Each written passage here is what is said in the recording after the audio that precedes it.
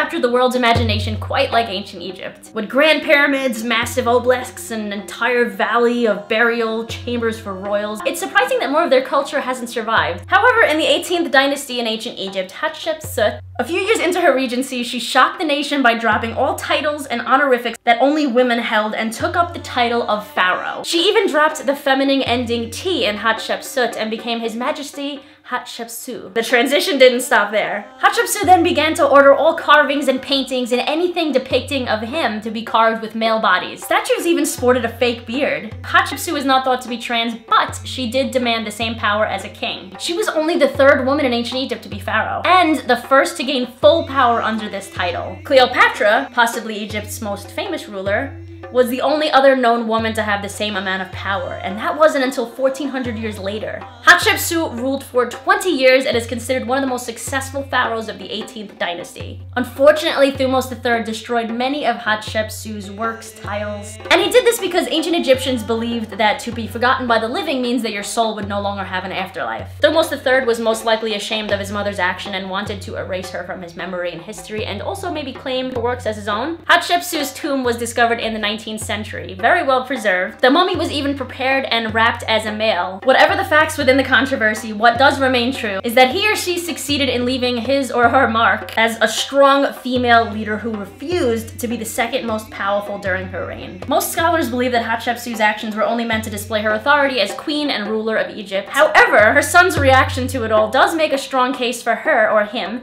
being the first ever trans man ruler in history. Recorded history anyway. If you are enjoying these LGBT history videos, please make sure you go down there and give this video a big thumbs up. It lets me know that you're enjoying them so I can make more. I will see you guys on Monday with a brand new video. Until then, look inside into the moon.